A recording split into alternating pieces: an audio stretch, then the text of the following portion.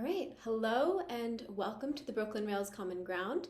I'm Malvika Jolly, Special Projects Associate here at the Rail, and today I'm thrilled to be welcoming you to our fourth installment in Publishing in Transit, the series which has become so vital to our literary lives. And today we're joined by three friends from different components of Ugly Duckling Presse.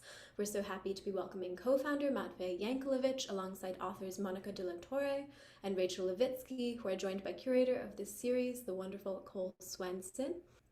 Finally, we've started out all of our events here with two important acknowledgements. The first is that here in New York, we're on Lenape-Hoking, the unceded land and waters of the Wapinger, Canarsie, Munsee, and Lenni Lenape people of the Delaware Nation and the Shinnecock Indian Nation. The second is an acknowledgement that Black Lives Matter. And I think it's worth taking a moment to remember that the heart of both of these acknowledgements is a commitment to the liberation of the oppressed and solidarity for all those who struggle for freedom. In that spirit, I encourage you all to check out the chat, where momentarily I'll drop a living document of resources and actions we've been putting together at the Rail. But now it's my honor to welcome our wonderful guests of this afternoon. Poet, translator, and editor Matvei Yankelevich's books include Some Worlds for Dr. Vogt, Black Square 2015, Alpha Donut, which came out with United Artists in 2012, Boris by the Sea, which came out with Octopus in 2009, and today I Wrote Nothing, the selected writings of Daniel Karms, which came out with Overlook in 2009 as well. Most recently, he published a chapbook from a winter notebook with Alder and Frankia just earlier this year.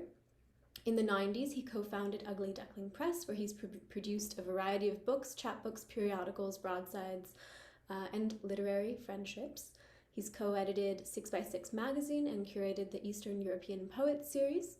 And when he was not doing that, he teaches translation and book arts at Columbia University's School of the Arts.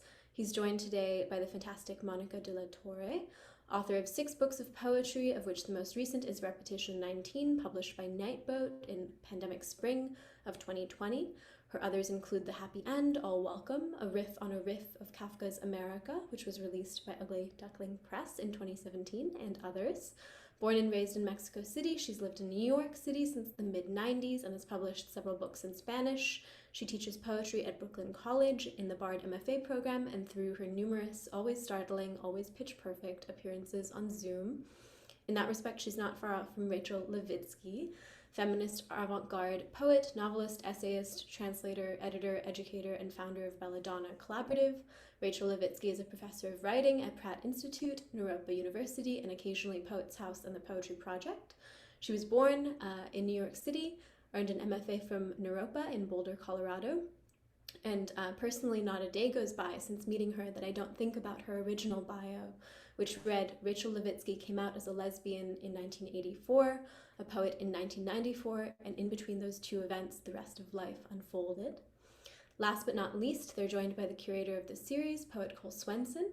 She's the author of 17 volumes of poetry, 1 collection of critical essays, Noise That Stays Noise, and a book of hybrid poem essays titled Art in Time, which came out with Nightboat just a few months ago. A former Guggenheim Fellow, she's been a finalist for the National Book Award and received the Iowa Poetry Prize and the National Poetry Series Prize, among many others. She's translated over 20 volumes of poetry, prose, and art criticism from French, and here she is with us all to translate the secrets of literary publishing for us today. Cole, take it away. Thank you very much, Malvika. And also thanks to everyone at the Rail, to Nick, to Fong, to Micah. Really appreciate all the work everyone's put in on this project. So let's just start by getting everyone's voice in the room. And let's start, say, with Matvei. I know you've been in Spain recently, but now we're back in New York. Tell us what you're seeing, what you're thinking. Unmute yourself in order to do so. I just got back from a very lucky residency in Italy, and then some friends hosted me in the north of Spain for a few weeks. So I was very lucky to be away finally from New York for a little bit, and working on some poems and translations and things. So I am here at home, back at home in my very tiny apartment with too many books and some plants that did very well over the summer. So yeah, and some noise from the street. So I hope that doesn't affect things too much. Great. We have a lot of New York, so we may have noise coming from Mónica as well. Do you want to tell us where you are and what you're seeing? I am in Long Island City, Queens. I am seeing a lot of buildings that weren't here when I originally moved to this apartment, but they've gradually taken over my view. There's tiny slivers of sky and delightful advertising for the building across the street that says things like, live well, forge ahead, a New York point of view, calm, cool, and collected. And it really takes a lot of effort not to get that in my head when I'm looking out the window. So I managed to skirt it and dodge it. And well, speaking of things I've seen and plants, I just saw down the street, I live around Court Square, which is the court building for Queens.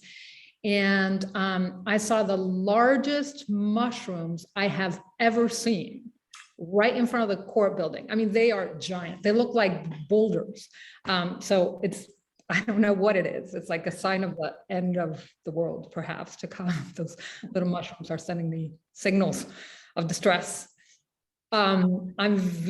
Rachel happens not to be in New York City right now, correct? Rachel, tell us where you are. Unmute, good. Also, lots of mushrooms.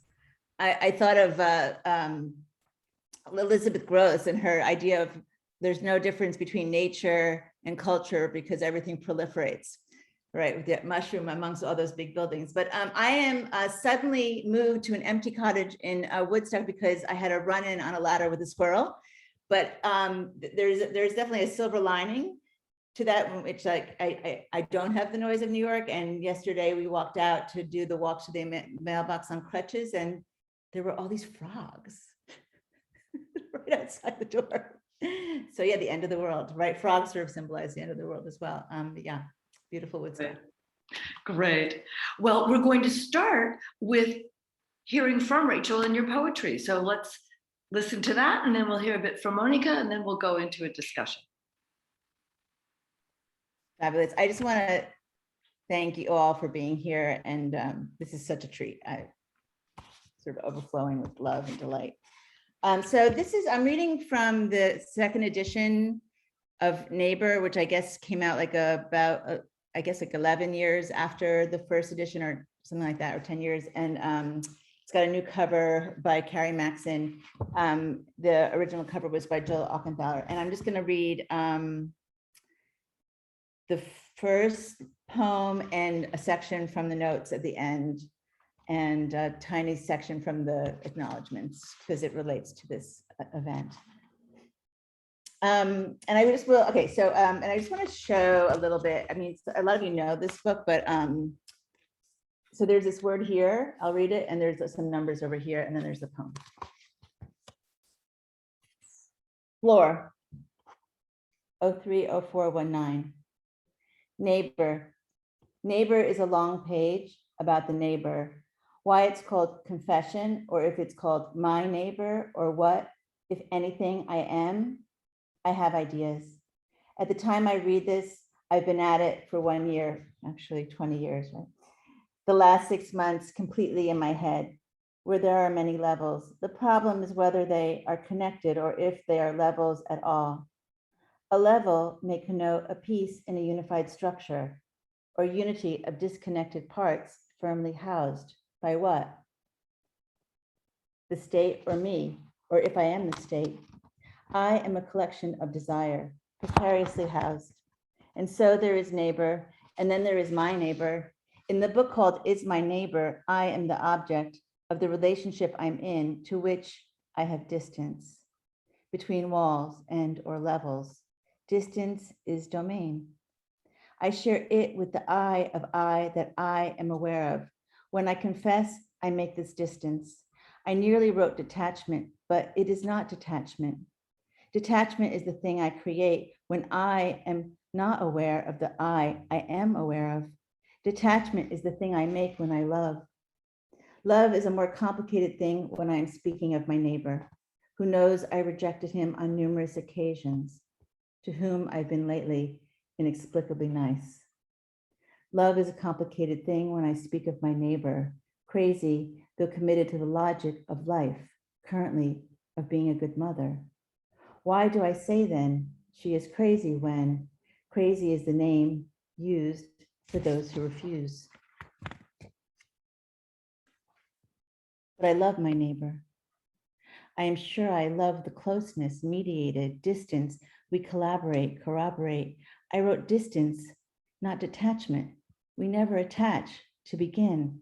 Already I am telling you about the neighbor who today asked, where was I going? Sly look in his eye. Which naughtiness are you tonight?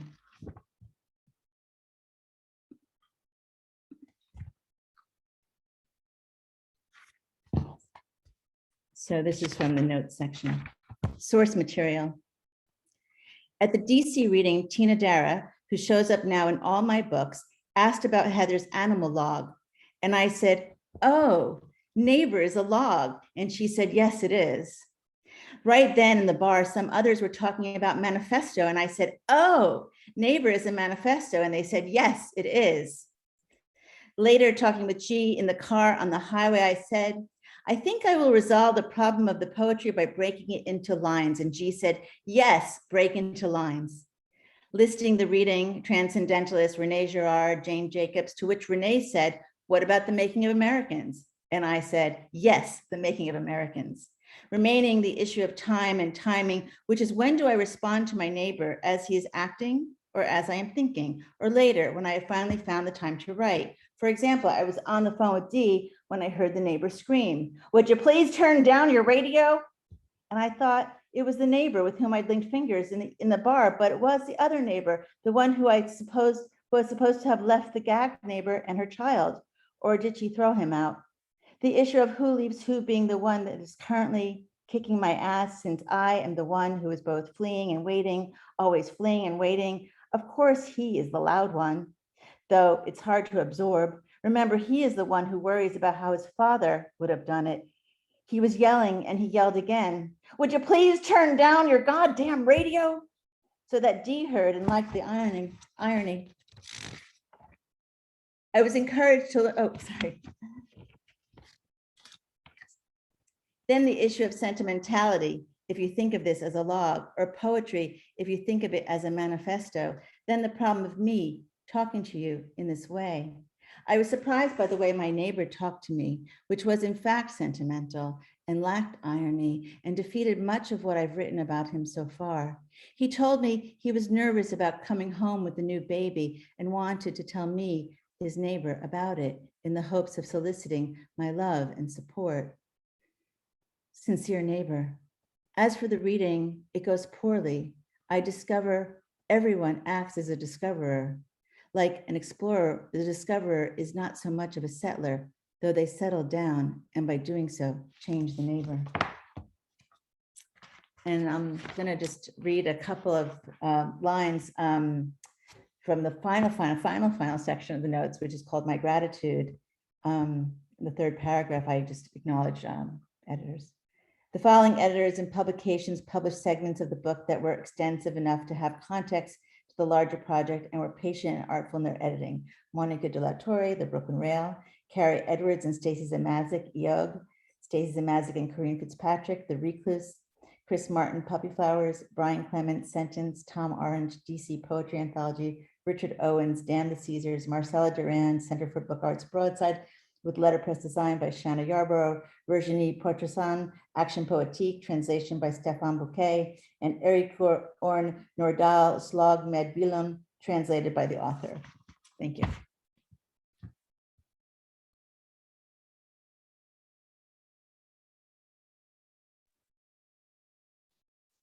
That was so beautiful, Rachel. Yeah, thanks, Mónica. Can't wait to get into a conversation. So I will read from The Happy End of Welcome. Before I do so, I want to just thank everybody again.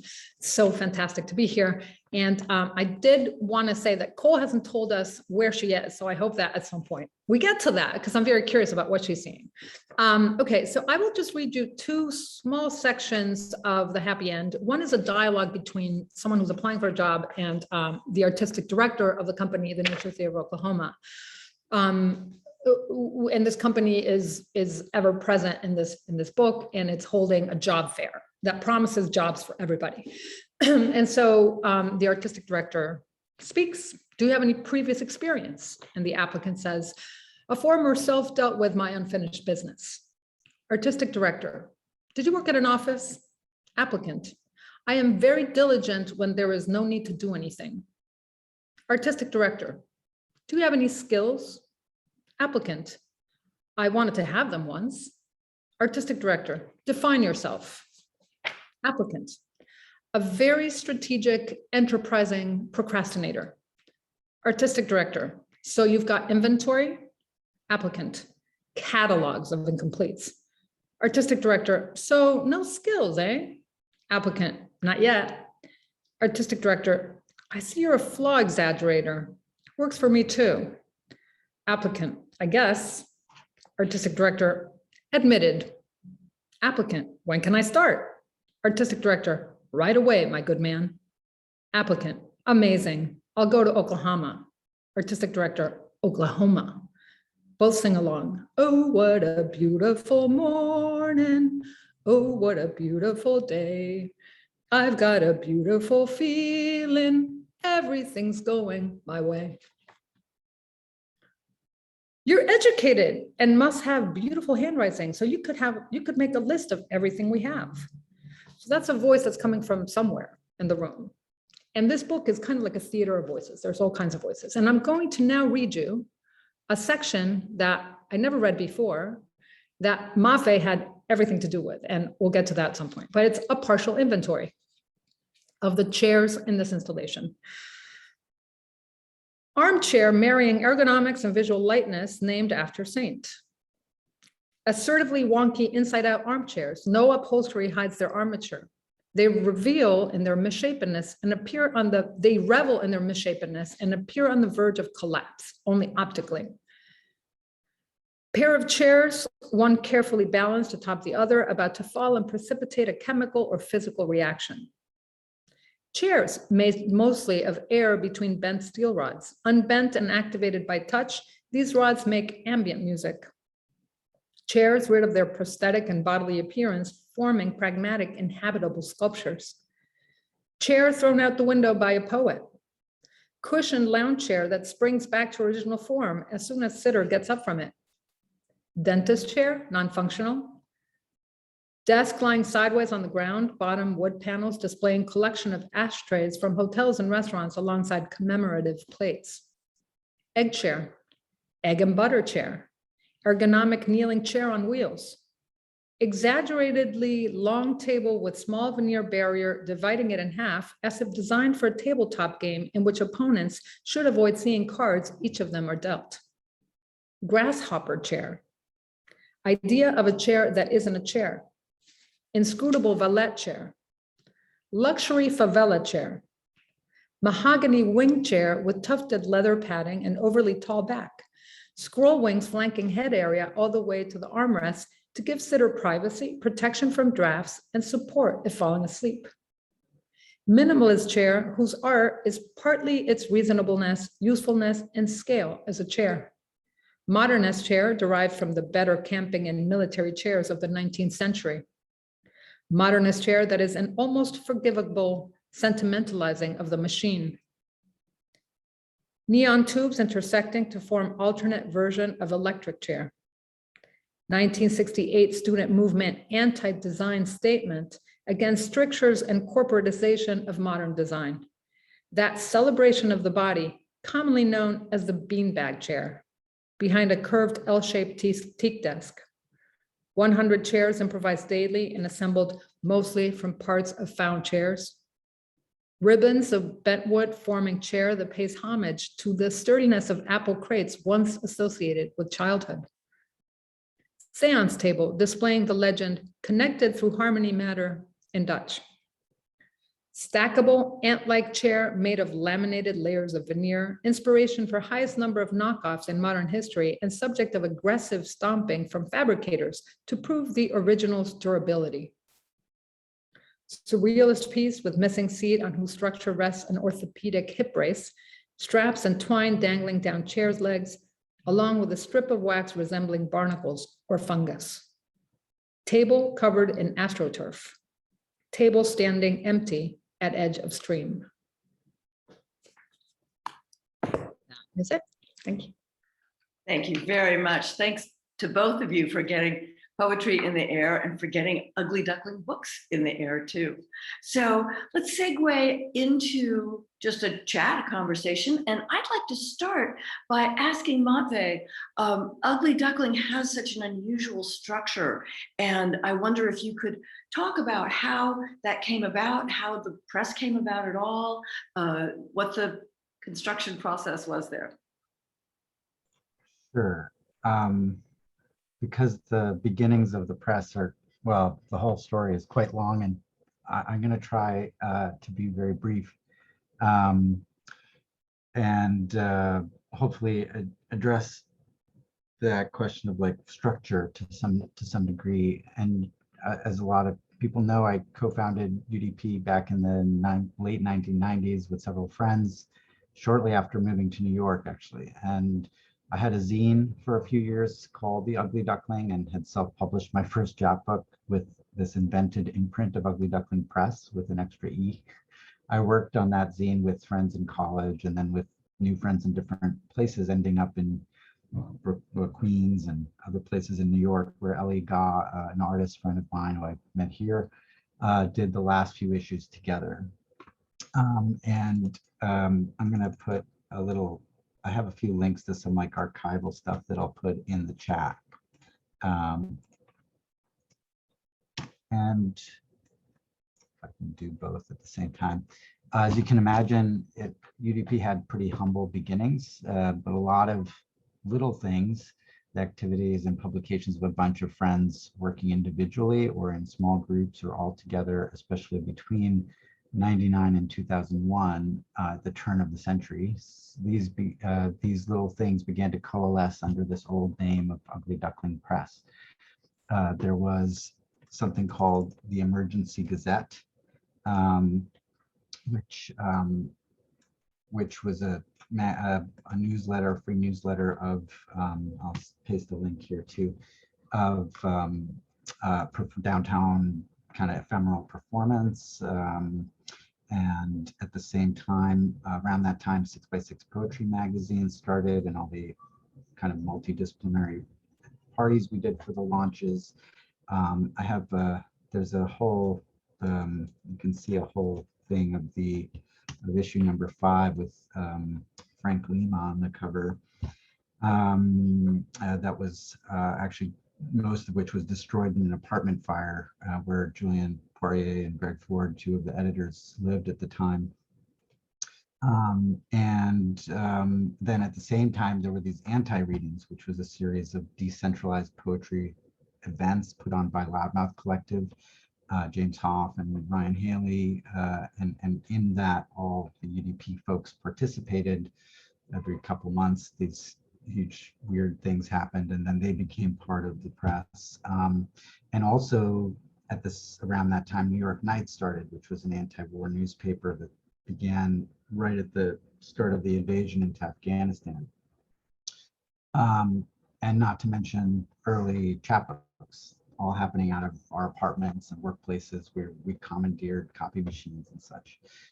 Joel Schlemowitz made a film, what he calls an experimentary, about those very fast-paced days. And there's, you can see it probably online. And the first books came out then, 2002, I think, Cedar Saigo, Ilya Bernstein, and so forth.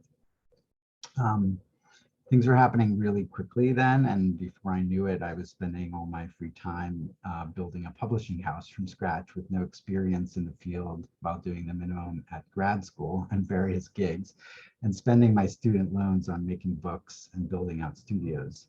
There was this vision of like a communal workshop and a publishing platform that began to emerge really quite, kind of spontaneously. It seemed to me and a bunch of us that there was there was really no commercial value in the kind of literature we wanted to publish, editing would have to include all aspects of production, publication, promotion, distribution, and would have to be done in one's spare time. Many of us had seen the 1999 show at the NYPL, which chronicled kind of the history of what was called the secret location on the Lower East Side. And that was certainly inspiring. And as many of those objects were really amazing. But what was, what had made that happen was kind of, sort of intangible, that whole Mimeo revolution period and so forth. But our thinking in those early days was that we could transform money and time into poetry and other non-marketable books rather than put it toward consumption. And that way, our time would somehow exit capital's circuitry. The distinction between work and leisure would collapse, and our communal activity would generate another kind of energy, something useless to capital and antagonistic both to commerce itself and to the institutional arbitration that cultural production depends on to create value for the marketplace. Our student loans and scraps of savings from low-paying jobs weren't going to go too far in this city. So we filed for nonprofit, and we turned to grants and subscriptions and donations, and we found our own means of production, letterpress equipment, and a big laser printer, which helped us produce some of the books in-house with freely given labor. And volunteers helped print and bind chapbooks to partake in a community and a conversation about poetry to give and receive outside of the usual exchange of time and money.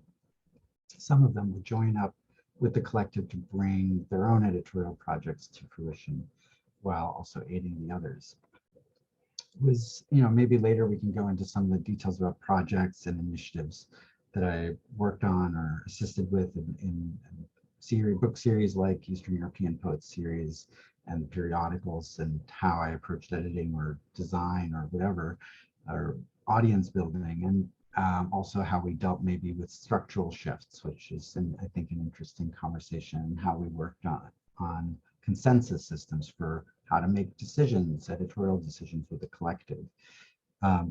So time is limited. So I'm basically the last person from that original crew that's been fully engaged in UDP work from those early days and to the near present, carrying on that initial vision of a small press style publishing house with, as we used to say, a volunteer editorial collective at its heart. Actually, now many of the folks at UDP want to try something a little different or to change gears in some way, at least it seems to me. And the board of UDP has called it a transition to UDP 2.0. And in light of that, they've asked me to take a break from UDP since I'm a co-founder, at least until next March. So I've had not much input in this transition process since April, and haven't been involved in the usual collective decision-making process, nor in editorial matters. So at this moment, I'm not acting or speaking as a representative of UDP and its collective. I just recently finished all my UDP projects for the fall, which include Polina Barskova's poems translated by Belgian Mort, also a chapbook in the Señal series by a Bolivian poet, Rocio Agreda Pirola, which I edited with Mónica, and a many-year project with artist Yevgeny Fix on the Soviet racial imaginary. It's a book called The Whalen Rudd Collection, named in honor of a Black American actor who expatriated to the Soviet Union in the 30s. But my future editorial projects are kind of on hold right now, or shifted over to other editors. So I hope I can speak to the project of UDP as I envisioned and practiced it over a course of some 20 years, and what was important to me in the manner and content, the what, the how, and the why of that work, because I continue, and I'm sure I will continue to be interested in this history of the practice of small press as a space for antagonism, anarchy, and amateurism. And I'm interested in what small press can do in today's environment, what it might retain or reject from its past. There are so many ways of doing this, and all of them, it seems to me, have to do with exactly what Cole is asking, which is how do you find, or what I think Cole is asking, which is how you find a structure that is congruent with one's aesthetic output. And finding, to me, that's about finding that sort of ineffable power of the margins and staying close to a readerly community, which means being constantly vigilant of institutional pressures that can suck out the small press blood and exchange it with something different. So I'm wondering, maybe, especially Cole and Rachel, especially what you're thinking about small press in terms of that kind of structure. UDP for a long time was really just a collective of volunteers who came to consensus somehow, bantered and argued and thought of new things, and everybody kind of did their own thing, but also everybody did a thing together, which evolved in many in really unexpected ways often.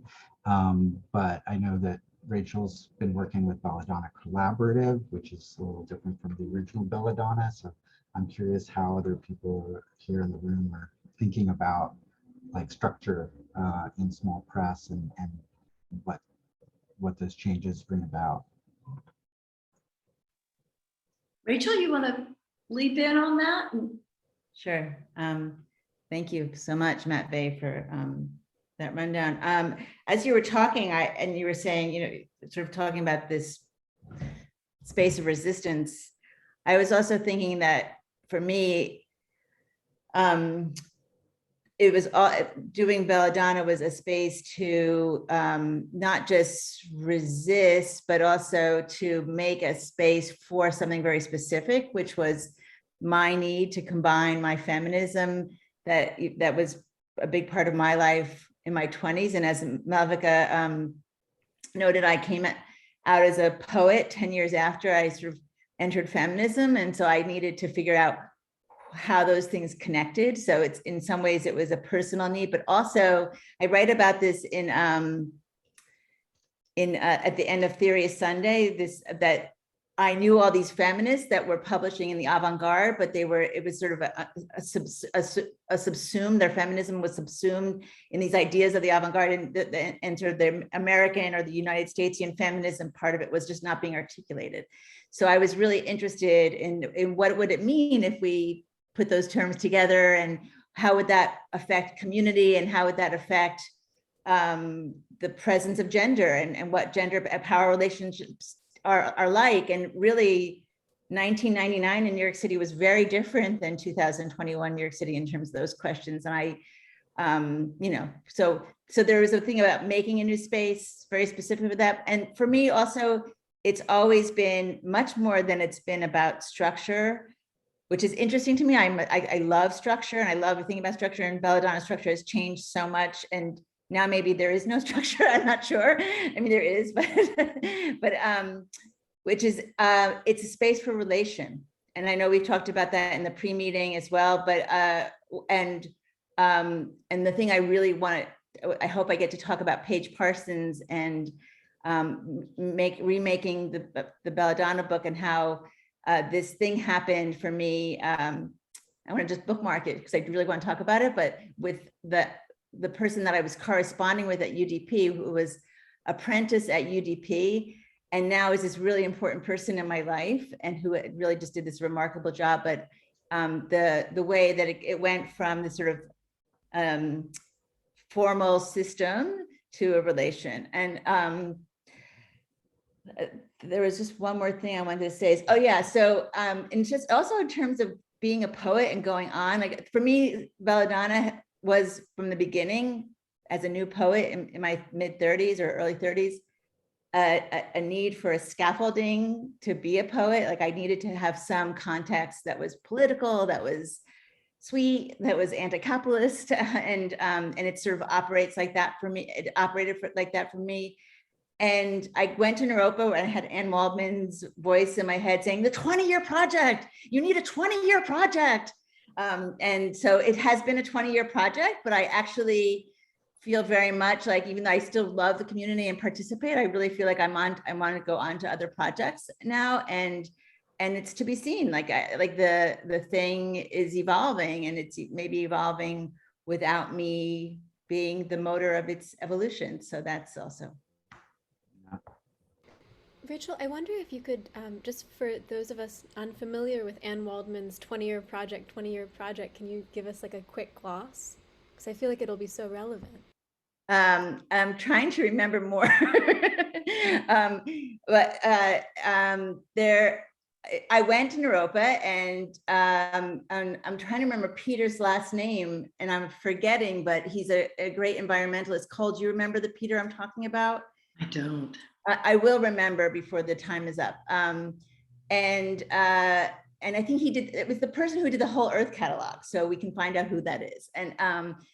And so this idea, Naropa always has a big idea in the summer, and I feel like the idea was the engagement of poets is like in that you actually sustain a project and you make something in the world, which of course Naropa itself was for Anne at one point a 20-year project. It's not Peter Orlovsky, thank you, but I will figure out the poet that it is, the person that it is. It's a marvelous person,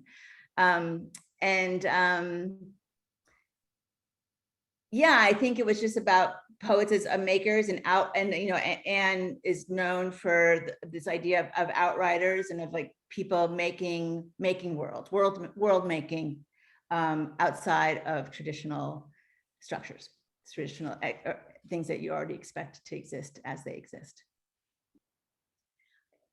And I think also, and it's kind of to resume what you just said, Rachel, but the idea of making a long-term commitment, of really projecting your poetry into a deep kind of future. I've heard her talk about it also at various points over the past more than 20 years. I was thinking, Mónica, what about your projects? What kind of terms do they have? Yeah, I was thinking a lot about this very issue, the longevity of projects that you might not expect to go on for so long. And just like I was thinking in terms of this about the distinction between strategic thinking and tactical thinking, or strategic moves and tactical moves.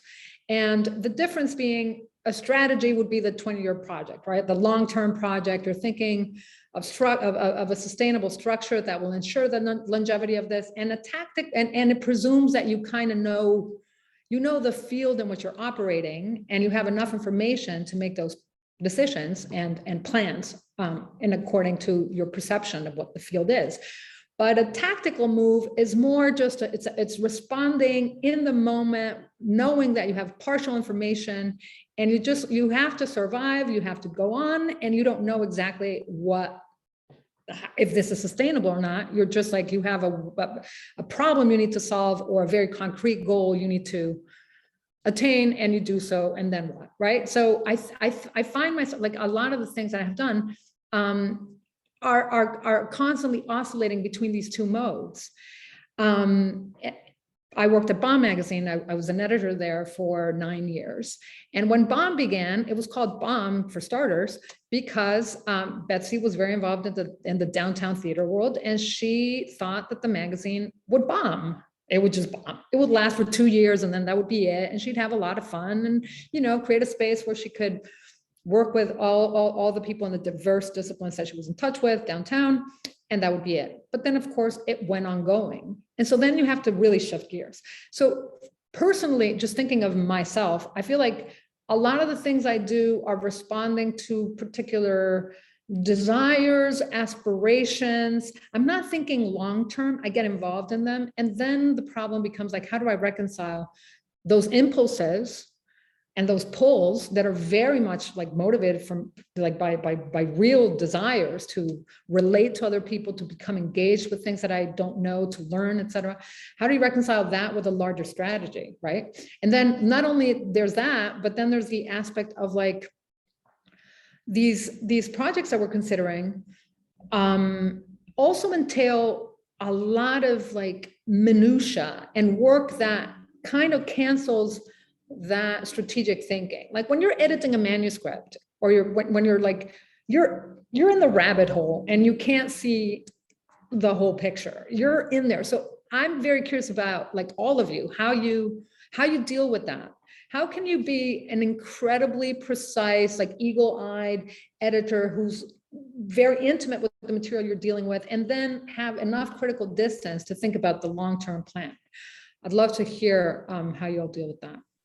So maybe start with Matvei. With great difficulty. Yeah, I mean, I don't know. I think that's the actually really great part of working in the way I worked at UDP, which was to constantly be doing both kind of in one day, like moving between the minutia, even, not even like something that seems important, like not just your manuscript, where I felt like that's important, that's the book, but also like, what is the promotional language of that book? How do you tell the subscribers that here's the book that's in the package and what it does in 5 words, you know, and why they should open it. And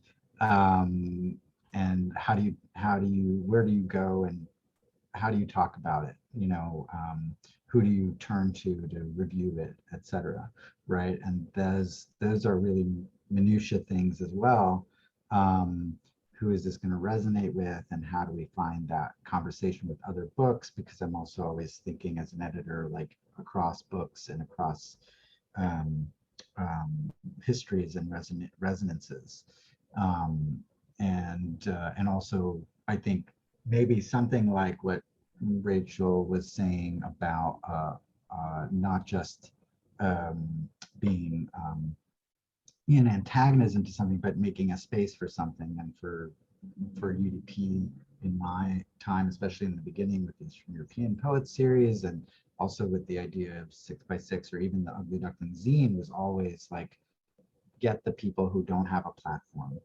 You know, you know, think about if someone already has a platform, maybe we can't serve them, you know, like, or that's not who our time should go into. I use that word like anachronistically because no one said the word platform back then, but you know, but that was a feeling like if someone already has a CV with publications, like why us? You know, who should we be devoting time to?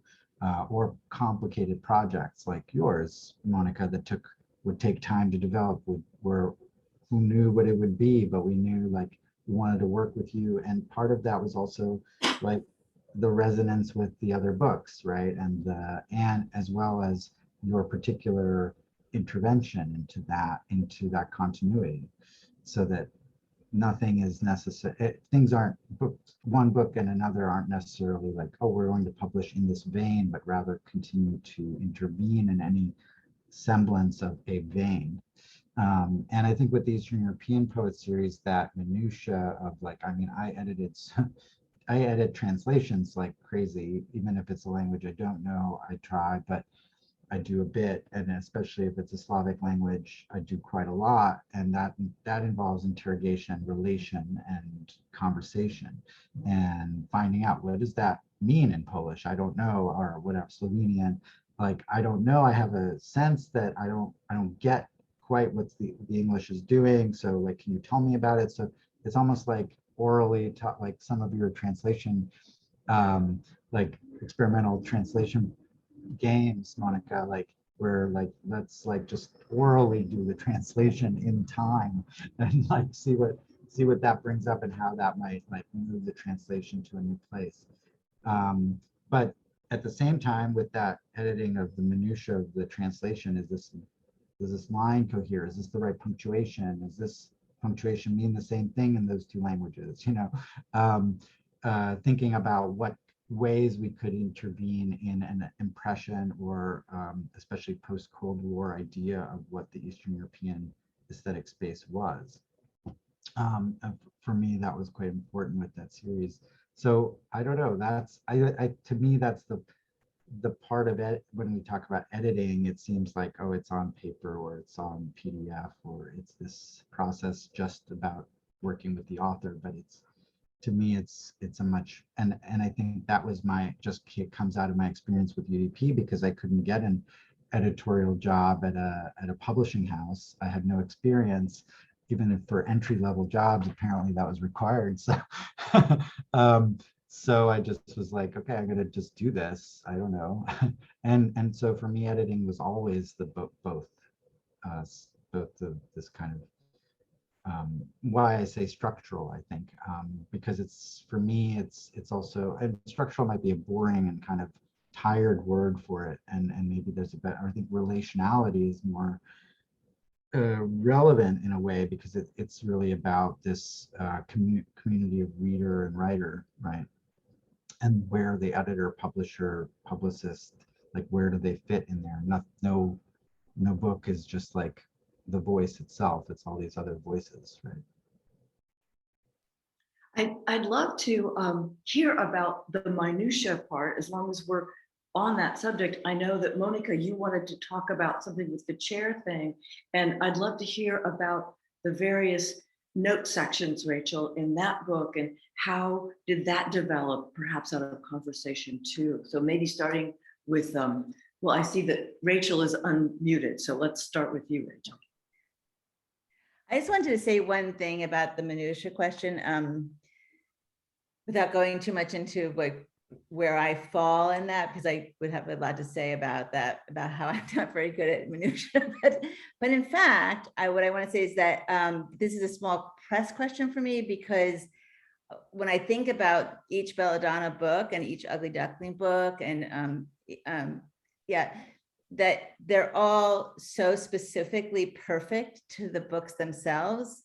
And so that there's a kind of perfectionism in making those specifics happen. And it's an all in kind of participation in making the book, that you're sort of like creates a whole world. Each book creates a whole world.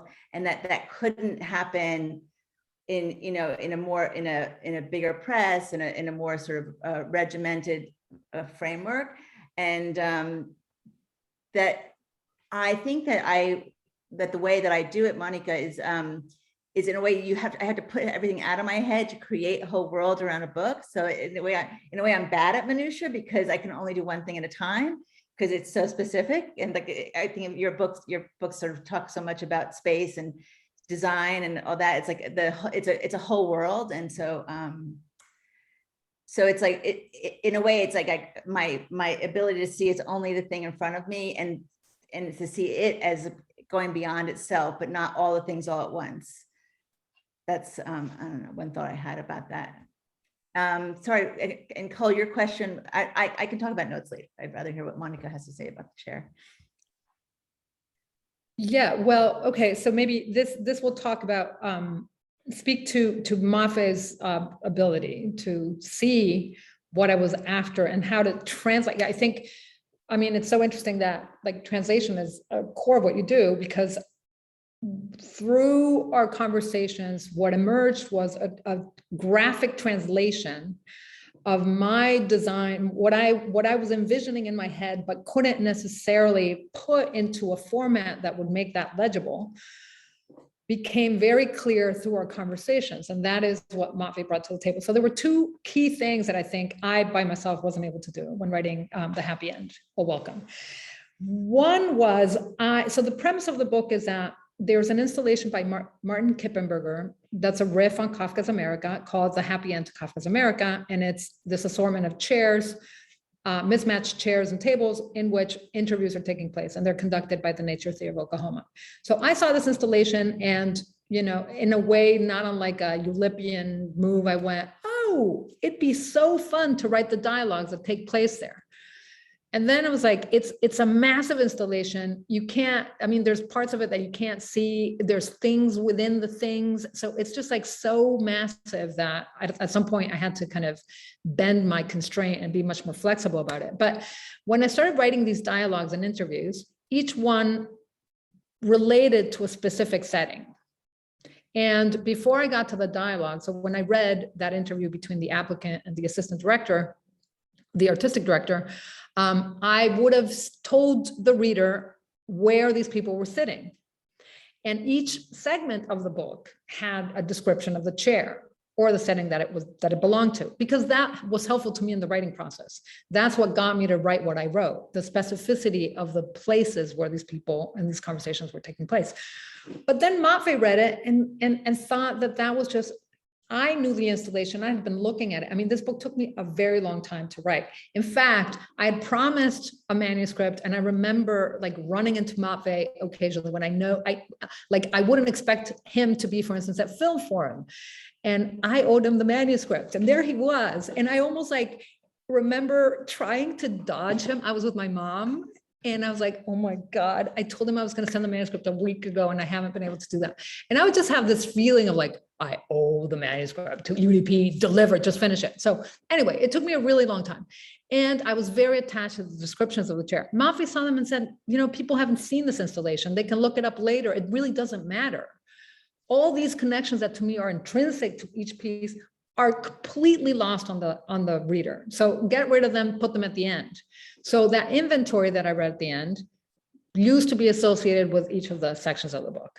So that was key. And I think Matvei was completely right. I mean, it was a mistake for me to do that because it was also bogging me down, because then I had to have a setting in which a conversation happened. But then again, then I had all these materials that were happening nowhere. So that other intervention that Matvei, of Matvei's that was crucial was that there are these floating voices, and the point is that you don't know who's speaking, but you're supposedly I want the book to convey a very spatial sense of simultaneity and things coming from all over the place. And you can track some speakers occasionally, but some you can't. And one of the speakers you can track is a furniture tester who's sitting on different chairs and then reporting on them. And another one is the assistant director who has a megaphone. And he's kind of like really bossy, and he's directing people all the time and winks at the reader and interjects and like wants the reader to rate whatever happened on the page. And I had that all in the same font. And Matvei just saw that and went, there's different types of documents here. I think that should have its own visual identity. And then we came up with that voice, and that voice, if you can probably see it here. So that floating voice and the megaphone is different from everything else because it's louder, it's bigger, it has a different font, and it's in bold, and it appears throughout. So then as you're reading, you just all of a sudden hear this thing, and you might be invited to think about who it is. It is the assistant director here. It first tells you, but if you think it's another voice, that's fine. That's part of the process of the book, just being disoriented all the time. So yeah, that was amazing, and I'll be forever grateful to those incredible edits. They far exceed edits. They're essential to the book. Yeah. Did you have any of that? Well, which really is a good segue into that end section. So I also had, Neighbor was such a big sort of sprawling project that took me also 7 years, lots of notes, scraps of paper. And I think Matvei and Anna Moskavakis was the first editor of the book, the two of them, but she was the main editor. And they sort of knew it from me really taking the scrap and reading it at a reading probably in 2002, and it got published in 2009. And so it was very much a process of what is it going to look like? What's its architecture? And being with the editors all along. And I think that's very much why I wanted to, maybe this was the beginning of a practice that I have of always acknowledging editors, and also that there's really very little work that I do that doesn't require editing. I really need a good editor, and that work, because it was big and had this architecture. I pointed it out in the beginning, on the left side of the page is a space, an architectural detail. On the right side is a log that it logs the time, and and how to lay that out in a magazine was all very specific. What was I going to say? And also I think the point of the notes section in acknowledging, there's two things I want to say. One is that, again, quoting Anne and Naropa is, not just Anne and Naropa, but William Carlos Williams, and poetry as news is a thing that we think about. But lately, and especially, I've been thinking about poetry and poetry volumes as imparting transferring knowledge about social movements and about what's been happening in the grassroots that is always under erasure in capitalism. And so like, that's why I chose to read that. Like, this is who was doing small press stuff 12 years ago. And we know, you were doing Brooklyn Rail then, and now, and then you were doing Bomb, and now, and now you're Brown. And actually I have a question about your teaching, but so there's I'm very aware of representing history. It's what I added a section on David Buckell, who did a political suicide against climate change and to call attention to fossil fuel use. And so that's part of the notes section. It's like, here's my chance to like represent something so it doesn't disappear. Also, what you're suggesting, like not only in the notes section, but in the whole process of like when Anna and I first heard you read parts of it from like 2002 to when it's published, I think that's part of that sort of relational space that you were kind of alluding to. And before you and Cole and Mónica and I talked about friendship and small press and like how you become friends with the people you publish, but also how you as an editor, you're there while the work is forming over years sometimes, and then if it becomes a collaboration that makes sense, you're also the person that like shepherds it into print, but you've seen the evolution of the work all along, and had input in some, or just support and affirmation to continue the work, right? Like someday it'll be the book you can hand in, but so I don't know. I think that's like an interesting part of all this work. And I think the relations actually do an interesting thing, which is that they changed, like what you're saying, Matt, they changed capitalist time, right? We're not in a hurry as much because we know that someone has our back and they haven't forgotten about it. Yeah, I'd love to pursue this notion of friendship, community, how those are not quite the same thing. I also was interested in the use of the word collective, and I've heard that a few times today. How does collective differ from community in important ways or not important ways? Anybody want to leap on any of those? I mean, I think originally, for UDP, the collective meant a kind of deferral of authorship and individual credit for anything. Like so many things were published without any note about who the editor was, or maybe who to get in touch with, but like generally, like it was just a sense that we, and there were a lot of personalities also, like kind of big personalities in this collective of people. So it depended who you knew in that collective that might have brought you in or made you interested in it, or had their take on what the collective was, which was different from another collective member. So for me, the collective is a group of people working in some kind of cohesion, but also not necessarily in sync, and where it does allow for those personalities and those kind of like individual projects, and also kind of like different affects and different political positions perhaps, but with some kind of goal, not, I wouldn't say like the sort of strategic goal in mind, but a way to deal with, as Mónica said, tactical issues, like a kind of ethos or sense of its own ethos. How, it was really easy for the early collective to identify what's UDP and what's not really UDP. Like, what's a UDP way to answer this email? What's not a UDP way to answer this email? Or like to apply for funding, or to what's a way to communicate. And informality was super important, and keeping things like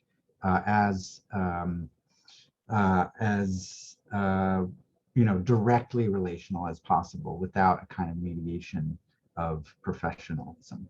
And so, I mean, I think that different, collectives change, and collectives are always like wondering about what it is that keeps them a collective and what's the glue.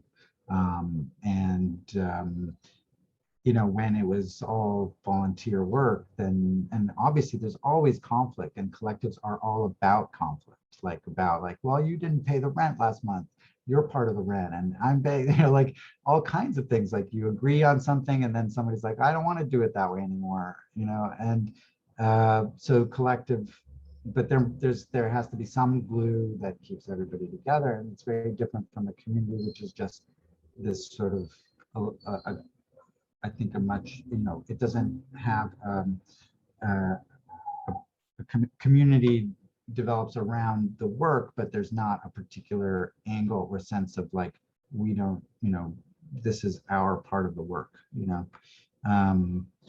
And so the collective, I think, you know, there are different spurs of the collective that connected us to many different communities: performance, visual art, poetry, like all kinds of different layers of the poetry world and areas of the poetry world. So those spurs like were actually, I think, formative for the press, that, you know, someone was influenced by this kind of thing, you know, whatever, like, you know, the Mimeo Revolution or Dada or language school, whatever, like kinds of like small press interests, but also theater, performance.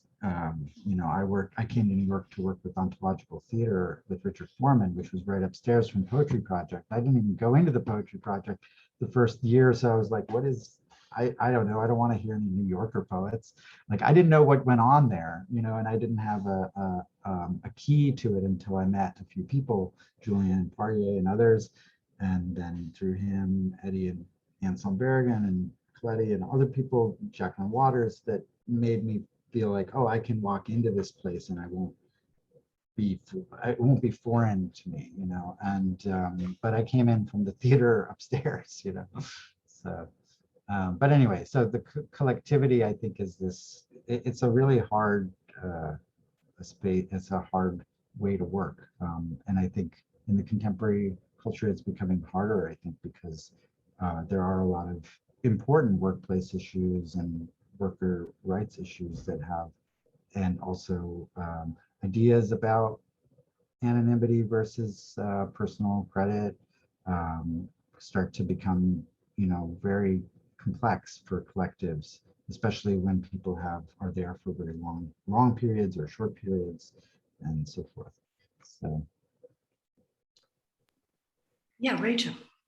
Yeah, I mean, it is just reflecting on what Matvei was talking about, but I think collectives actually require really high level skills of communication, but also lots of communication around a table. And I actually don't think email and virtual worlds support collectives very much, which might also speak to this time that we're in and it being challenging for collectives. And in fact, that when, and just a personal note on Belladonna, it was a project of mine, and then Erica Kaufman and I did it for a while. And I, my resistance was in, I didn't want to do very much. I just wanted to do a little because I wanted to be a writer, you know, but I wanted to like be involved in the community. I wanted to be a writer, blah, blah, blah.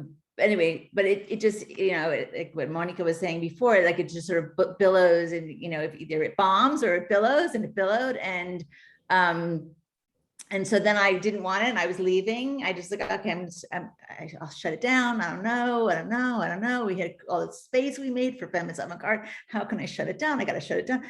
And all these people came to me and wanted to do projects. And I was like, okay, do it. I'll give the keys to the castle. Like we'll sit.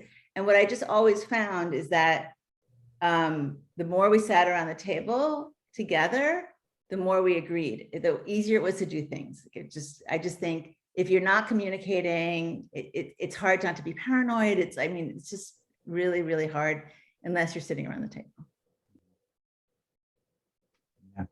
And I'm looking at the time, which is unfortunately fleeing, and wonder if we want to close with just, you know, the things you want to make sure that you didn't get a chance to say, that you want to say, and then move on to questions.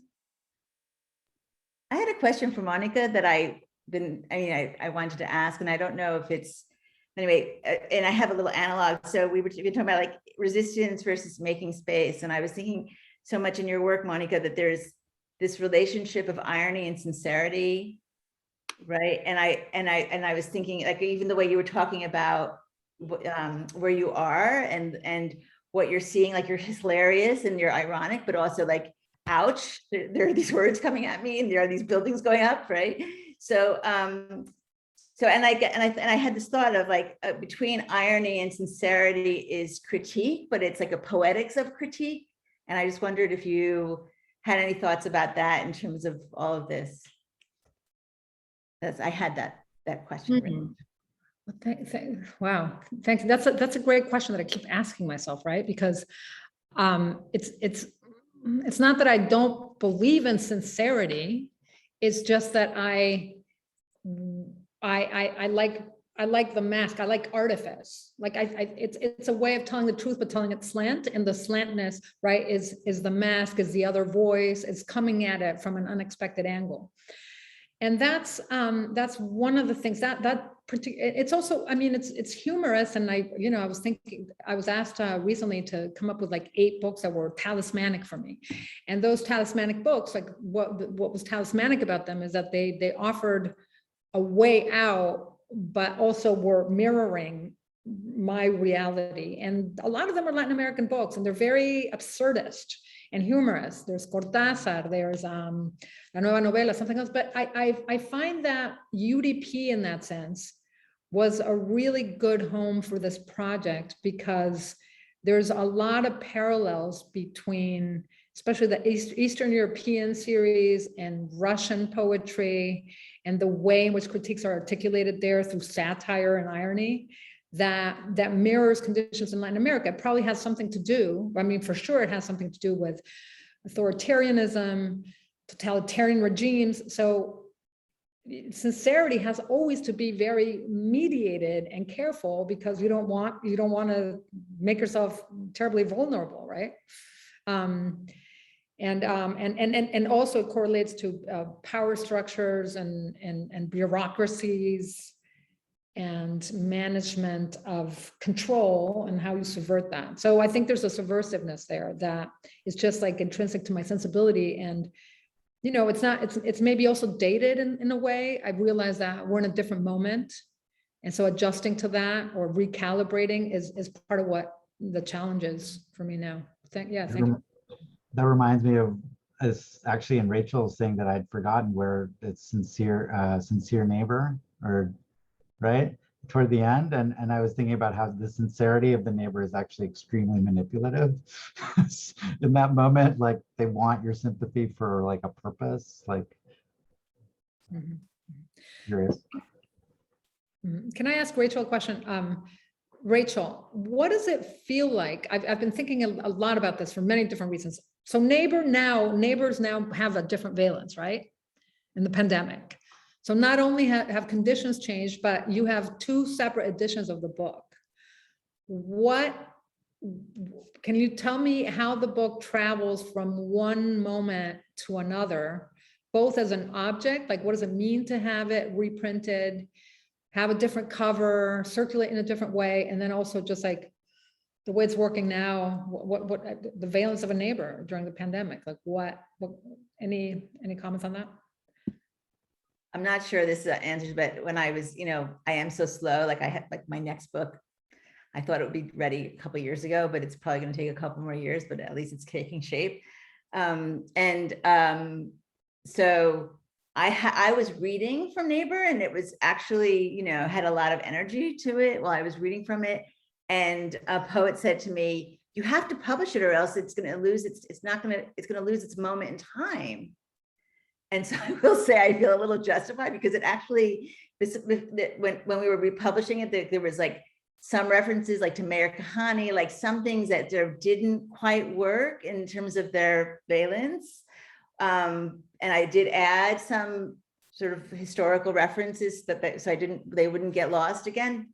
And that was kind of cool to be able to add those. But actually it's kind of remarkably, like maybe it's a document that, the Neighbor is so historical, right? I was very interested in the long history of the Neighbor. Like I spent a lot of time with Freud, but I was also sort of thinking about the neighbor as like this sort of threat, as well as like historically, like they're just going to take your wife or take your land or like incur on your property.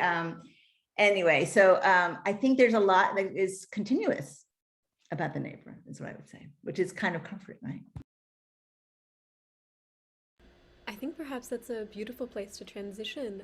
Rachel's so fantastic, and love thinking about the long history of the neighbor, sentimentality about neighbors. Does it have a shelf life in the pandemic? This idea of dropping and redropping and updating historical references as the pins we drop to keep a text from getting lost and keep it current. And, you know, just from us in the audience, I think neighborliness really intersects with so many of the questions that have been raised by all four of you. You know, questions of fellowship, community, things like that, alternative ways of engaging, sentimental or not. So I think perhaps maybe we could open to questions now.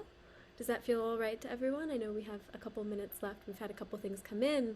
But before we go into questions, I did want to raise one question that came up in the pre-check a few different times, kind of continuously, which is this question I was reminded of, Mónica, when you brought up the fear, the paranoia about running into Matvei in film forum. That this question came up so much in the pre-check, this notion of community, that the five of you are in kind of a coterie, you know each other through the world of arts and letters, through small press initiatives, through a relationship of publisher to writer, and Cole brought up that sequence matters in this, that many people get to know, you know, their publisher, that writing and editing are inherently intimate and especially in alternative circles, you know, build camaraderie. But I really liked, Rachel, there was a question you had brought up that I think still is lingering in the room of, you know, how do you maintain rigor when one is in community, you know, and how do you sort of address that tension of friends and publishing, right, to sort of circumvent the weird stuff that people have about it, because there is something about sort of in-group, out-group, and how do you keep the relations open, and how do you even navigate that kind of interpersonal space when your solidarity and coalition building, and you're building the revolution in a way with the people you have professional ties with. Like how do you each conceive of that space or that container and everything that it can do? I hope that was coherent, but I would love if we could just kind of just go around and share thoughts. Maybe starting with Cole, honestly. I feel like Cole has deeply curated thoughts on so many things. Ooh, well, I think, again, to touch back on the sequencing, that so often the communities or the relationships that then weave together into community are started in the work itself. And so they start with a belief in a person's work, and the writer starts with a belief in the editor's work. So I'm thinking about that issue of rigor, that if you start with a belief in the work and in the person behind the work, I think that in itself guarantees the rigor. You believe in what this person's going to do. I forgot, I'm going to leave the names out of this anecdote, but it had to do with a professor and a student walking across a campus, and someone calling out, "Hi there," to a fellow poet, and the student saying, "What do you think of that person's recent book? I mean, I'm kind of like, you know, not sure." And the professor says, if that person's doing it, I trust it. And I think that's a kind of, we might not completely get what someone's doing, but if we have faith in what that person's doing, and we're more likely to have that faith if the whole relationship has started in trust in the work. Mónica, what's your response to that? What do you think about rigor and community? Well, many thoughts, but yeah, I completely agree. The sequence matters. And of course, I mean, Matvei and I became friends after working together, but before it was, you know, there's people, I mean, there's affinities that you have, and that doesn't necessarily mean that there's actual community. The community is the result of doing something about those affinities that you feel with someone. But I was thinking about rigor, this question of rigor, and I feel like sometimes, in fact, being in the same community and having mutual care, admiration, affection for another person actually raises the stakes. It doesn't make you less rigorous. It makes you more rigorous because you know that this person has integrity and that your relationship to them, or the person or many people, are incredible. You can assess what the value is, and you really have a sense of the integrity and have to respect it. So you must do your best. You don't just. I think in a way it's the opposite of what people think. It raises the stakes when you don't know someone, when it's just like a name and it's just all media by the cult of personality. It's all just based on projections.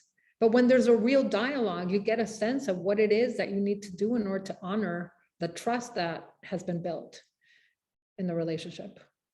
Mm-hmm. I have a great anecdote for that, which is anybody can go look at the Belladonna chaplets at belladonnaseries.org and see when Marjorie Wellish gave all the chaplets. These little tiny are like ephemera that get printed during the reading or for the reading, and now there's probably close to 300 of them, and it's been going on for quite a while, and since 2000, that part of it, and it's somewhere in there, maybe in the aughts. Marjorie Wellish was reading, and she said to me, the list is so strong that I had to give you my best work.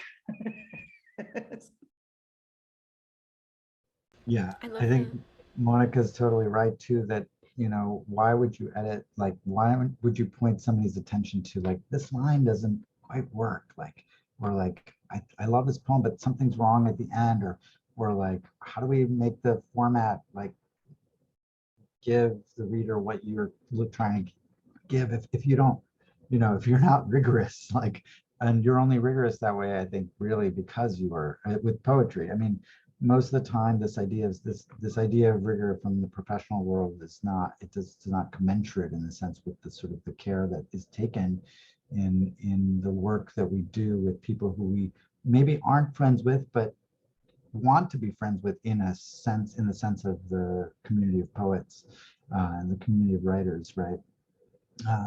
Or artists, and want to exchange ideas with, and want to have a free exchange, of ideas with, and that really, that free exchange of ideas has to do with a lot of respect and but also a lot of pushing each other to do the best work. And I can't imagine just getting a book of poetry and saying, okay, it's ready, let's send it to print. I mean, it's really just about your name and the cachet I get from publishing it. It's so that's not what I think a small press does, so.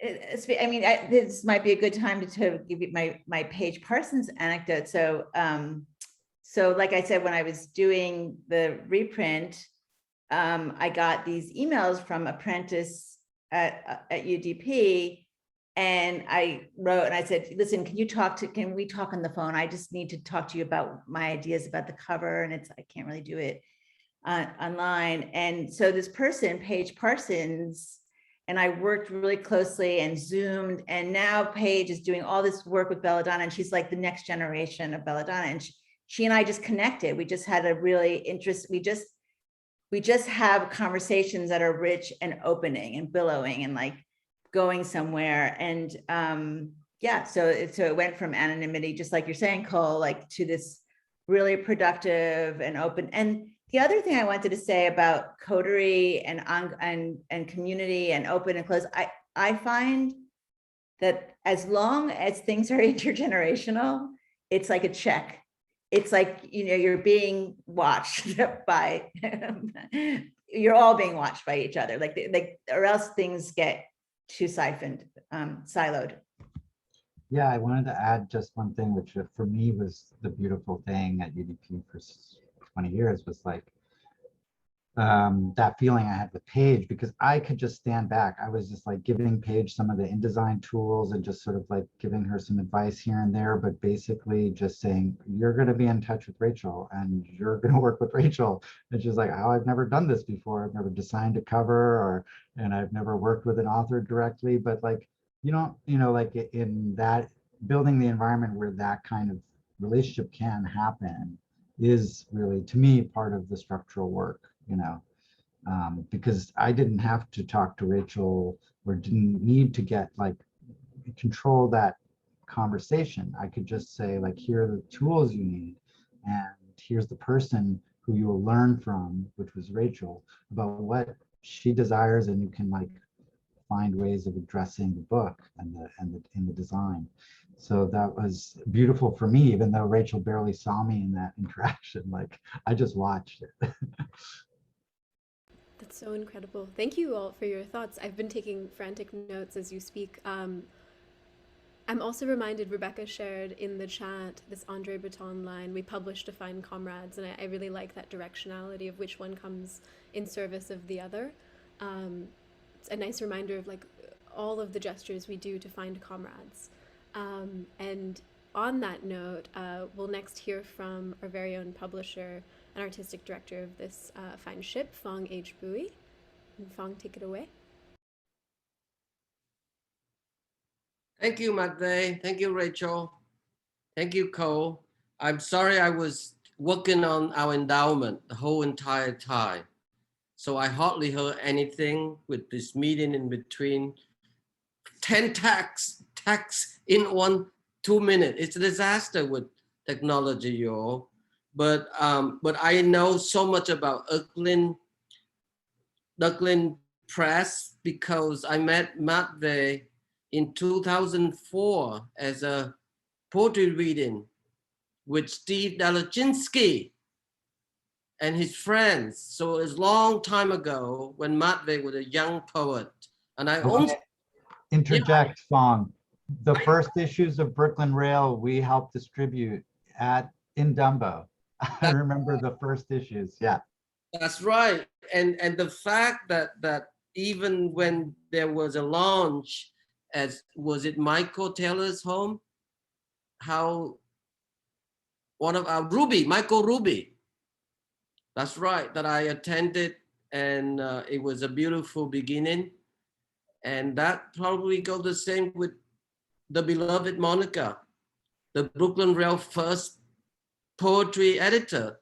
I mean, it's it's just in every single publication, publisher, small publishing effort throughout the country, whether it's beginning with Marxist Quarterly, Partisan Review, you name it, Tiger's Eyes, and then Triple V and whatnot, View magazine. It's a labor of love. It's a labor of love that it begins with the person's history, who really dedicated to creating his or their history. Where does one begin?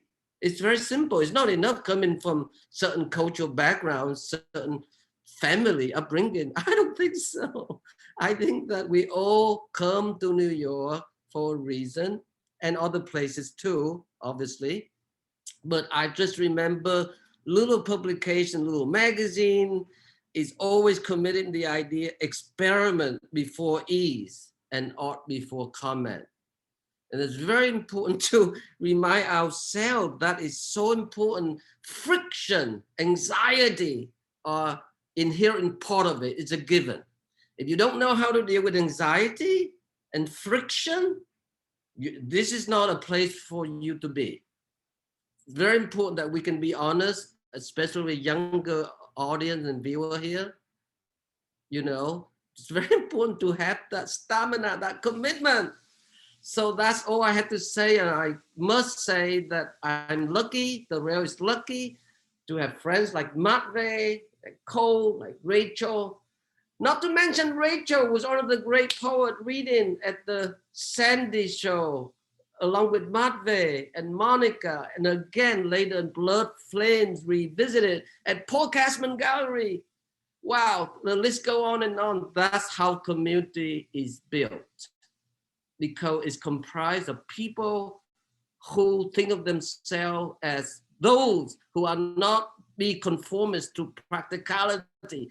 Any form of practical enterprise is not in our DNA. So let's celebrate being who we are, as unique as possible, as Matvei is, Rachel is, Cole is, Mónica is, and the rest of us. So yeah, what else can I say? Just grateful to you all. Love you all. Thank you so much. Emma's here too. So many great poets sitting here in this community. Edwin Torres also here. So that's it. We are grateful to the poets. Okay, let's put it that way. We are grateful to the poets. No one paid the poet to write anything. So the entitlement, the conduit to truth and honesty is the most precious of all humans' ethos, I must say.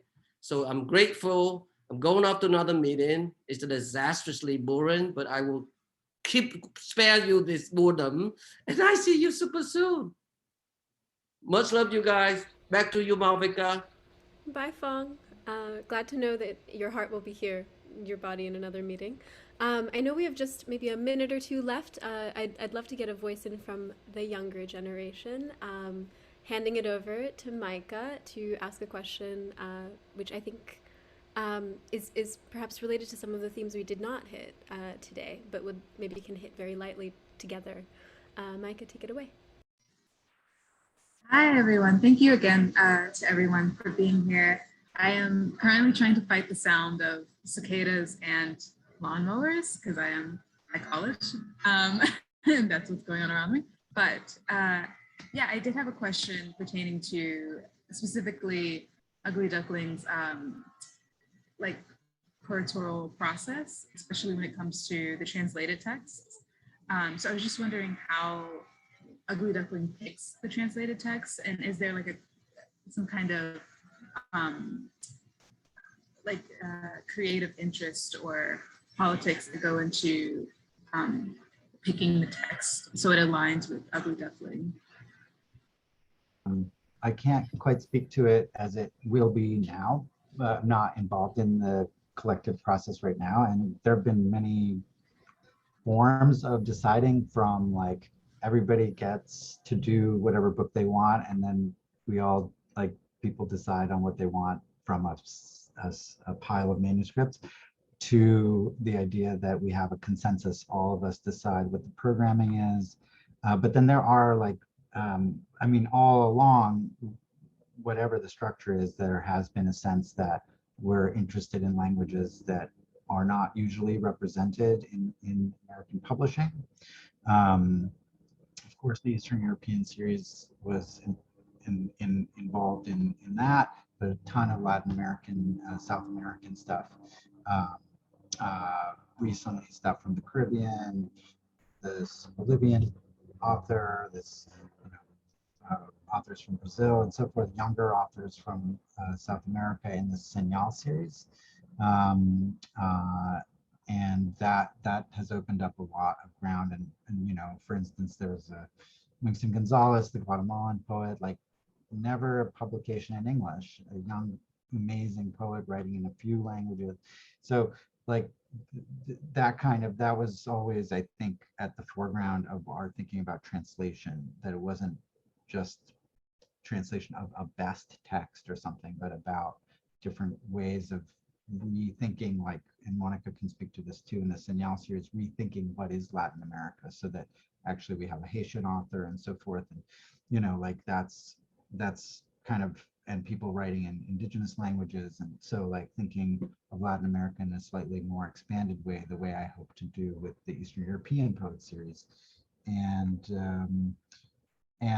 no, now we're doing more from Southeast Asia, China, and so forth. So like trying to get at poets who aren't typically represented in American publishing. And not to say that we haven't published from French and German, but actually we've published very little, comparatively, like a couple books from those languages.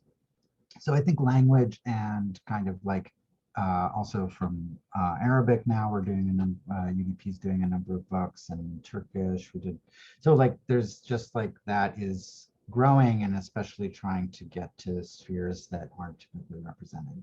But and not only because representation is of course in itself seems important, which, you know, but it's only part of the representation isn't really the thing that's important. It's like what happens after we see that the world of poetry is much bigger than we thought, and what do we do with that, and how do we communicate through that, rather than just saying, oh, this press is doing well because they're representing other, you know, like traditions. It's not just about the representing to me, but more about like putting those poets in conversation with each other, from like Eastern Europe to Haiti to Guatemala to Morocco, etc. So, and seeing what happens when these texts are in a community. Right? The decision process itself, I mean, you know, like you see manuscripts, you try to do as much as you can, and you have limited resources, and yeah, and whatever strikes people's fancy, really, like what gets you is important in that process, which I love about small press. It's like, oh, you suddenly moved, like the spirit moves you and you want to do that text, and you don't necessarily know if it's a good idea or not. But so, but thank you for that question. Thank you, Mike. Thank you. Oh, fantastic. I feel like this has just opened up like a well of so many more follow-up questions I'm curious about. In the pre-check, you'd mentioned translation as interventionist. Rachel had brought up, you know, UDP being this hyper-local NYC press, doing something on the scale of the global, and being sort of where you are, and then also beyond where you are. And you're all such beautiful speakers in terms of like framing containers for thinking about coalition building, and also the arts, that there's so much here. I know we're pressing up against our closing time, so to be continued. But now it's our tradition at the Rail to end with a reading. And I'm so thrilled to hand the mic back to Matvei, who will read as a writer, not as an editor, which I think is so remarkable. A few things from his fresh chap, which Rachel is holding up for all of us to see, and is apparently like a very beautiful visual object. So everyone give it up for Matvei. Matvei, the floor is yours. Thank you so much, Mónica, and thank you everybody at the Rail, and Cole especially, for suggesting to do this and moderating and making this happen, and to Rachel and Mónica, now dear friends, I can say, for many years, for joining and for all your contributions here and elsewhere. It feels odd to read my own work after that discussion, and now I'm like, shit, I should have prepared like translations from UDP books to read, and like all the poets I want to spotlight. So as always, that's the problem of the publisher, right? Like, when do you, if you're a writer and a publisher, right? So anyway, so I've been working on this winter poem series called From a Winter Notebook, and this is just a little chapbook which I love, from Alder and Frankia Press. A friend of mine, someone who I've known for a long time in the letterpress world, was like, I kind of want to do a book of yours at some point. And so slowly over the last few years, this project emerged, and it's really beautifully designed with crazy lined paper and stuff. So I'm going to read just a couple poems from this and a newer poem in the series. And thank you everyone for being here. It is winter, a gray slate to chance, to desire, to be less. The anniversary is coming. Whose ghost will look over my shoulder now as I'm shaving? Roy was right on. Love is evil. 50 years on, who needs it? Freedom, poetry, though at one time it seemed necessary. Bills and books muck out a desk. Watch me run magic fingers above my chalk cahiers. This one's for me, it's too short.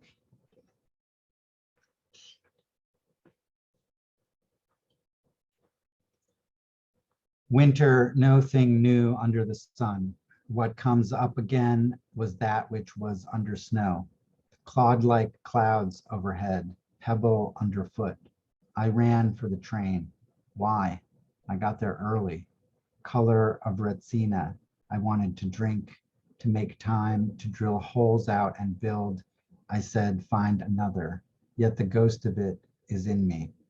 In my room, new shelves already full of nothing, dead jerks.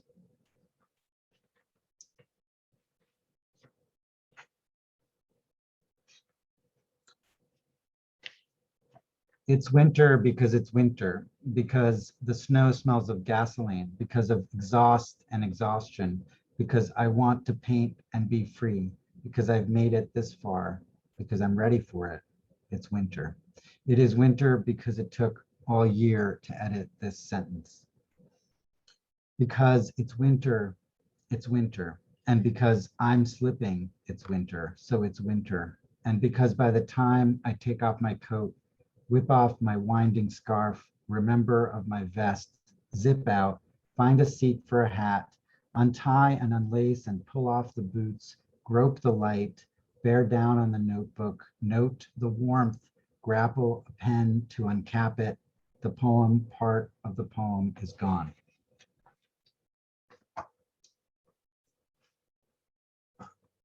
And I'm going to read a much newer poem from the series, which has been going on many years.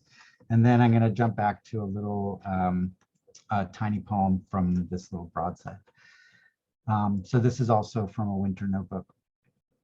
Friend, you and I have both had our desires programmed. Tepid generational malaise precludes our fury. The writing is not what it used to be, all honored. Nothing need be read now more than once, and once may be too many. I've stayed awake worse hours. The heat is out, exterminators knocking. In my apartments, no rooms divide. Quarters scarcely serve as name. Junk in the mailbox brightly begs. Not a way that has no will, the cockroach seems to say. If only it could bark. Now trees clatter at the oval windows of the airplane, my soft voice pitched against the Turner waves. Applause for those who stand on money under chandeliers, those being seen at the embankment after hours fail the day, in banquet halls of boredom replete in lustful gazes. Have at all costs your fun, fucked up in salons, on chaise lounges. We wash-ups keep to ruins and glasses of fine rain. Tame passes for the new, society for bloodless murder. Hip kids sling untranslatables, rise global, designer skateboards sleep under couches. It's sad to think that you had no computer, and still the heart is empty, the hat band in your hand, the thread is missing from the handkerchief of sorrow, fine linen thread. How calculate such failures as our own? You walk on past the youth that thrashes pent longing for the hearth, the willow flying into rages where these words betray their dictionary meaning. Here I picture and portray the squish of your soft body ably at my ribs, decoding flesh to numbers. After nature, of which at one time we were naturally skeptical, breaks free of Reformation's sacred war on eros, of order's music, slinks back to words, which alone could name it as that which we had lost, pray to it, well pronounced its pagan vows, write contracts known as deeds. In chronic illness of the days with worn delirium as muse, I stand on burning deck of earth beneath feet's fetal curvature, inhaling deli flowers for a dying minute. In my hand is dross, chaff, the germ is lost, what admiration I could muster, and now these last few drops I squeeze from winter handkerchief of snow. So that's one of the newer ones, they're getting longer, breathier. And this is the last one I'll read. Thank you again to everybody for this. Winter comes calling while I'm on vacation, autoresponder, etc. The book's not done, mail piled like snow. Of a sudden, life looks brief, just this mangled foam, this form for which you've spared no part. There might not be a chance to change or quit changing. My blue notebook's sad and modern. So if I write, the self is wispy, sure, but strike that line.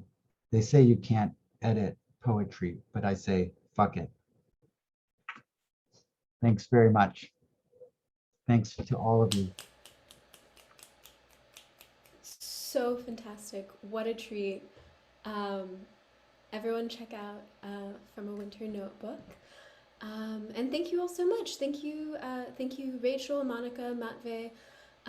Thank you, and of course, thank you, Cole, for bringing us all together, for creating the space as such a good and solid container for conversations, opening it up so beautifully, locating us in place.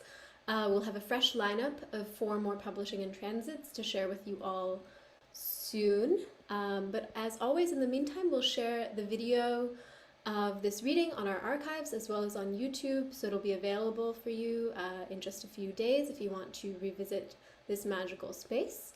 And you know, we do this every day at the Rail, so please join us again tomorrow for artist Mitch Epstein in conversation with writer Robert Slifkin for a conversation on his new book Property Rights, a collection of photographs and short texts examining the American government's ongoing legacy of property confiscation and how communities gather to resist. My understanding is it's a great deal about Standing Rock and other land back ruptures. Very, very excited. That'll close with a reading from Charles Valle. Other than that, thank you all so much, and I'll invite you to turn on your microphones if you'd like to say hello to one another, goodbye on your way out, or anything else that you're compelled to share. But thank you all. This has been just wild. Thank you, Absolutely Malvika. fantastic. And Thank thank you you. everybody for coming. Thank you all. Thank you all for this wonderful conversation. And, Thank you and so much. Thank you. thanks again to Matvei, Rachel, and Mónica also for all those great ideas and great anecdotes and thoughts. Honestly, you all Oh. should start a podcast together. You're just like, it's such fire to listen to you speak. It's like such a beautiful circle. It's like a really nice format for, Another 20-year project. yeah, there we go. Podcast of poet stuff. Poet stuff. Yes, poet I stuff. was- We need to start a new cycle of Yeah. 20 years. We have time. We have time. Just enough time. Time to get started. Yeah. Thank you, Cole. Thank you, Matvei. Yeah. Thanks, Monica. Thanks, Rachel. Hi, Hassal. Thank Okay. you. Thank you. Bye.